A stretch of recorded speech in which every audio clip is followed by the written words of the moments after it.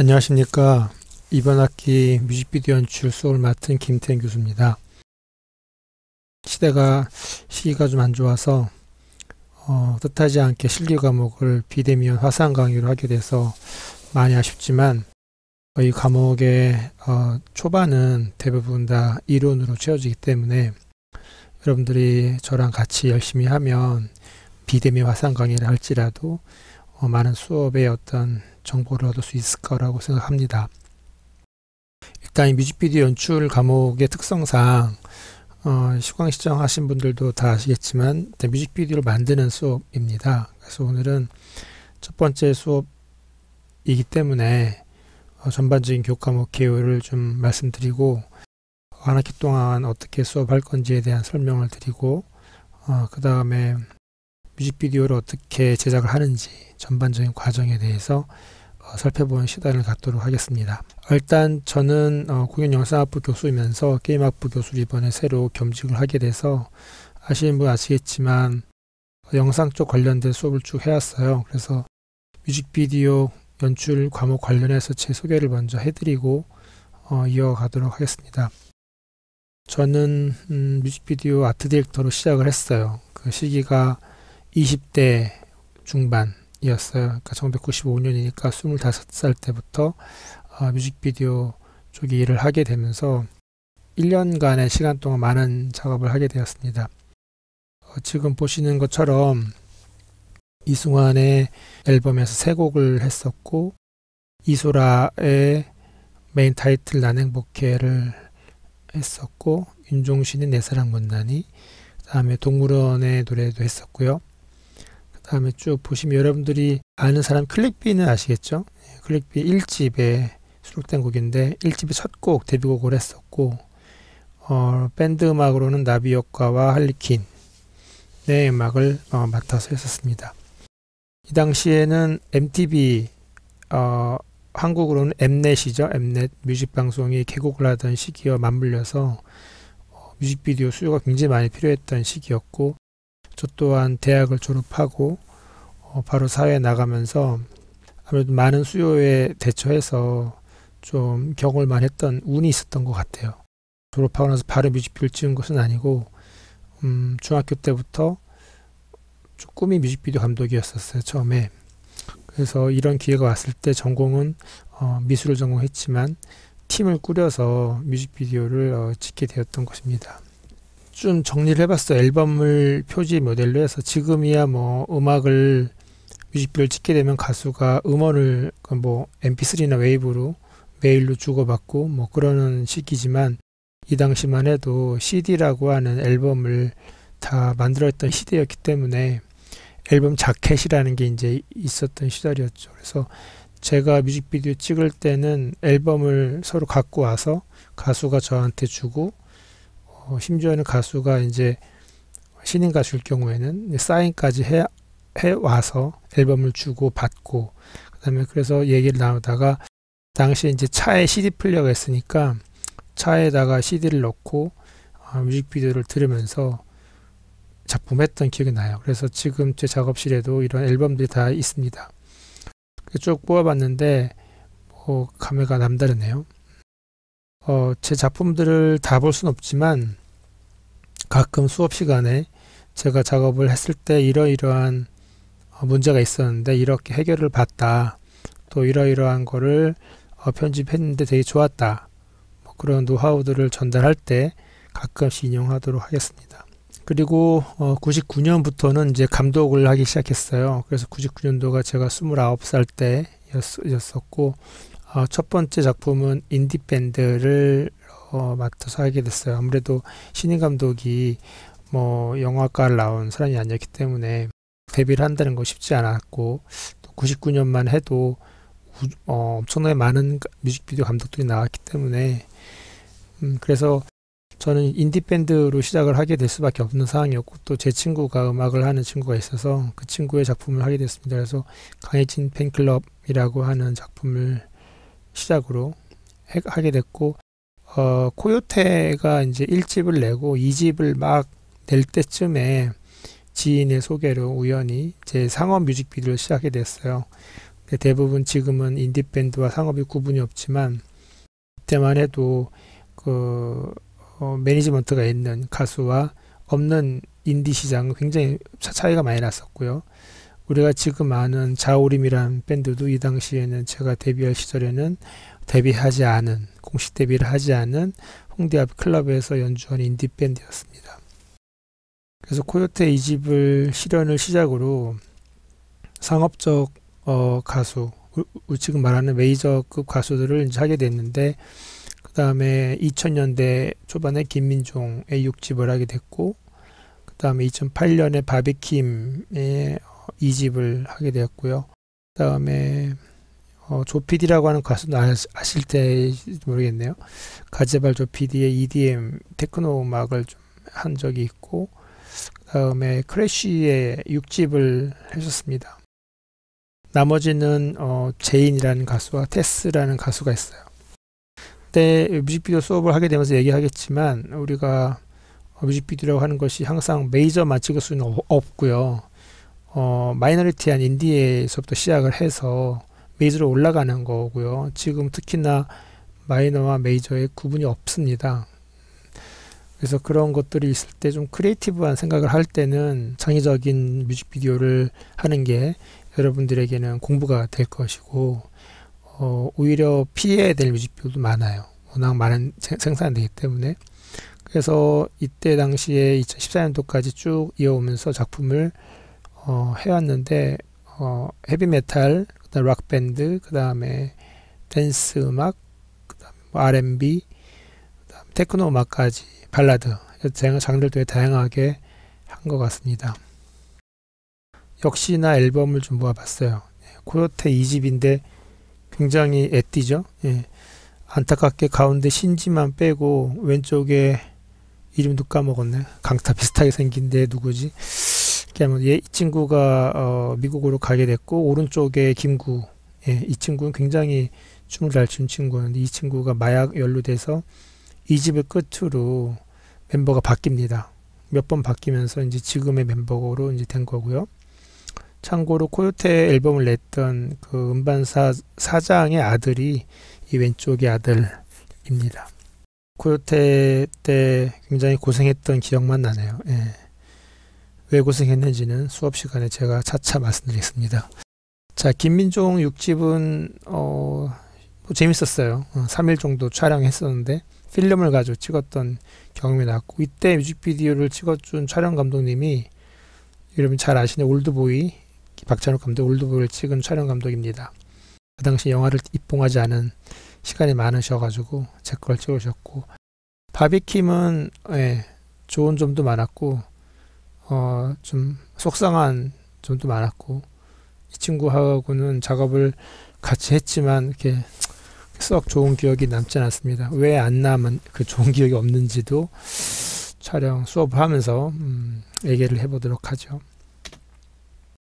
자, 제인이라고 하는 이분은 저랑 동갑인 나이가 꽤 많은데 발라드 하는 분이시고, 테스는 안타깝게도 1집 내기 전에 좀 안 좋은 사고가 있어서 앨범을 못 내게 된 상황이었는데, 이번에 온라인에 올라가 있더라고요.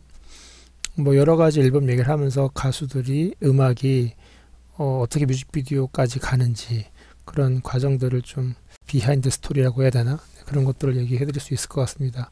가제발은 좀 생소하긴 하지만 테크노 뮤지션, DJ 출신 테크노 뮤지션이면서 이 당시 조피디와 피처링을 해서 새로운 음악 장르를 만들어서, 저도 이 당시 뮤직비디오에는 굉장히 새로운 컨셉으로 3D 그래픽만 가지고 작업을 했던 기억이 납니다.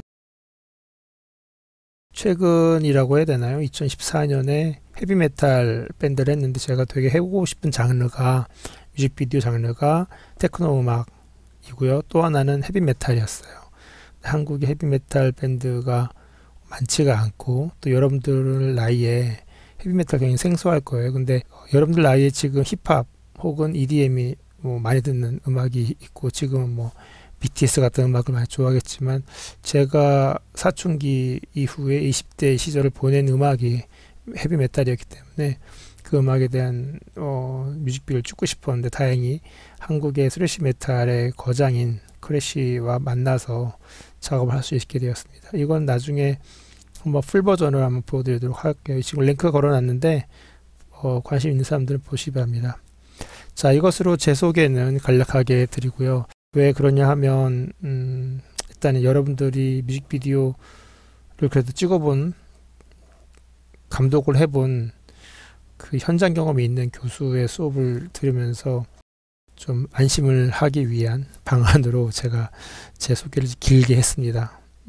물론 여러분들하고 세대가 좀 많진 않지만 뮤직비디오를 넓게 볼 수 있고 여러분들에게 좋은 뮤직비디오를 찍을 수 있게끔 안내해 줄 거라고 저는 자신을 합니다. 자, 이번 학기의 강의 진행은 대체적으로 크게 세 분야로 이어집니다. 대면 수업이 언제 시작이 될지 모르겠지만 일단은 뮤직비디오 이론 수업을 먼저 시작을 할 거고요. 그러려면 이제 우리가 지금 보고 있는 뮤직비디오가 어떤 역사를 가지고 흘러왔는가, 그 역사가 필요할 거고, 무엇이든 어떤 거든지 간에 공부할 역사부터 해야 되죠. 그 역사를 공부하다 보면 그 각각의 시대별 상황이 있어요. 여기서 말하는 시대별 상황은 정치, 문화, 경제 여러 가지 요건들이 있죠. 심지어는 전쟁도 영향을 줍니다. 왜냐하면 음악이라는 것 자체가 그 시대를 반영하는 거울이기 때문에 뮤직비디오 역시 그 각각의 시대에 맞게 음악에 맞춰서 나왔기 때문에 그 시대별의 어떤 역사적인 상황을 알아야 되고 사회의 문제점들을 볼 수 있는 안목이 있어야 되고 거기에 맞춰서 어떻게 뮤직비디오가 제작이 되어 왔는지 양식의 구분을 할 수 있어야 돼요. 여기 양식 구분은 뮤직비디오의 재료라고 보시면 돼요. 필름을 찍었을 때, 그 다음에 방송용 카메라, 2인치 카메라, 그 다음에 지금은 뭐 스마트폰으로 찍잖아요. 액션 카메라도 있고, 또 한 가지는 뭐 DSLR 카메라도 있고, 뭐 그런 식의 어떤 그 산업 발달에 의해서 뮤직비디오의 양식이 바뀐다. 또 편집 또한 달라지겠죠.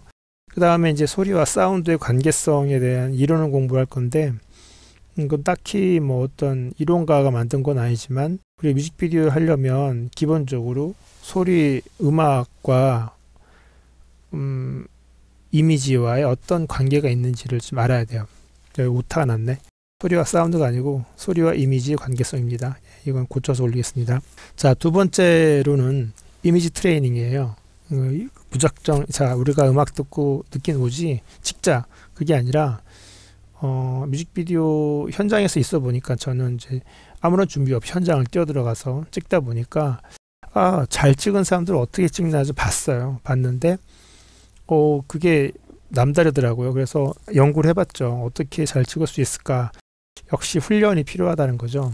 그 훈련이 바로 이미지 트레이닝인데, 음악과 영상을 매칭할 수 있는 기능이 필요해요. 그러려면 영상을 언어로 봐야 돼요. 영상 언어라고 이제 써놨는데 이거는 기호로 표현이 되죠. 영상 말할 수 없기 때문에. 그래서 사진을 잘 찍고 만화를 많이 보는 사람들은 굉장히 이런 뮤직비디오 잘 찍을 수 있어요. 왜냐하면 기존적으로 트레이닝이 되어 있기 때문에 이미지를 기호화시켜서 언어로 전달하는 훈련이 되어 있다는 거죠. 그래서 영상을 언어로 바꾸는 이미지 트레이닝을 배워볼 거고요. 그 다음에 사운드와 영상이 만났을 때 그 심리적 관계가 있어요. 음악이 갖고 있는 심리적 관계도 있지만 이게 영상이 매칭이 어떻게 되냐에 따라서 심리적인 걸 더 증폭할 수 있다라고 하는 것이죠. 그런 노하우들이 있습니다. 이거는 많이 찍어본 사람들만이 알 수 있는 방법론이라고 해야 할 수밖에 없는 게 있어요. 이걸 알려드리고요. 그러다 보면 종합적으로 이렇게 편집을 해야만 효과가 있구나라고 하는 게 이제 보입니다. 그래서 뮤직비디오 편집 기술을 배우게 되고요. 마지막으로는 세 번째, 실제로 뮤직비디오를 제작해 보는 것이 이번 수업의 목표입니다. 아마 기말에 가서 제작을 하실 거라고 봅니다. 그래서 아마 중간 8주차 지나서는 각자의 뮤직비디오를 찍고자 하는 뮤직비디오 발표를 할 건데 팀으로 하지 않고 개인으로 하기로 작정을 했습니다. 팀으로 하기에는 너무 평가하기도 어렵고 또 수업도 어렵고, 그리고 개인으로 할 수 있을 정도의 버짓, 예산이죠. 규모. 뭐 그런 걸로 우리가 찍을 수 있기 때문에 충분히 개인으로 작업을 할 거라고 생각해서 실습을 할 거고, 최대한 앞에 이론과 이미지 트레이닝을 좀 빨리 스퀴즈해서 타이트하게 진행시키고 최대한 여러분들이 작업할 수 있는 시간을 많이 확보를 하는 게 좋을 것 같아요. 기획부터 시작해서 노래를 정하고 그 다음에 촬영 계획을 세우고 촬영해서 편집까지 하는 그런 수업을 할 생각입니다. 이게 이제 전체적으로 이번 학기에 진행될 수 있는 프로세스입니다. 자, 그러면은 이 과목 소개와 아울러서 이제 대충 학기의 진행 사항을 좀 살펴봤고, 그 다음에는 이제 우리가 이번 학기에 주구장창 계속 이야기해야 될 뮤직비디오는 무엇인가에 대한 거예요. 우리는 이번 학기에 뮤직비디오 이렇게 찍는 거야 라고 생각하는 것보다는 기존에 여러분들이 알고 있던 혹은 상식적으로 알고 있던 뮤직비디오가 아니었네? 이런 게 뮤직비디오가 아니구나, 이런 거구나 라고 할 수 있게끔 제가 새롭게 여러분들을 좀 일깨워줄 생각입니다. 그러니까 우리가 흔히 말하는 뮤직비디오는 배우가 나와서 연기하고 감정을 가지고 음악과 함께 뭔가를 전달해주고, 그래서 항상 배우를 생각하기 마련인데, 원래 뮤직비디오의 의미는 지금 보이는 것처럼 배우가 아닌 음악을 보여주는 것이다 라고 하는 거예요. 음악은 형체가 없어요. 그냥 소리이고 멜로디이고 화음이고 언어예요. 형체가 없어요. 그래서 어떤 거든지 간에 형체가 될 수 있기 때문에 그 중에 드라마라고 하는 형식이 여러분들에게 이미 유행이 되어서 나왔을 때 여러분들이 태어났기 때문에 여러분들이 태어나기 전에 뮤직비디오의 세계는 모른다는 거죠. 그래서 뮤직비디오는 원래 이 음악을 보여준다라고 해서, 여기서 말한 음악을 보여준다는 걸 시작을 했는데, 그것은 곧 가수나 연주자, 뮤지션들의 모습을 담는 것을 기본으로 한다는 것이죠.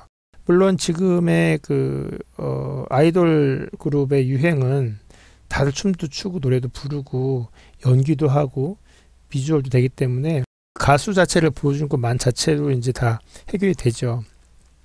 그리고 나서 드라마를 넣고 막 그런 편인데, 뭐 한 바퀴 돌았다고 봐야 되나요? 아무튼 한때는 드라마가 유행이었던 시절이 있는데 지금은 섞인 것 같아요. 아무튼 뮤직비디오의 정의는 우리 수업 시간에는 지금 이걸로 감안을 해서 이걸 염두에 두고 전제로 수업을 시작하겠습니다.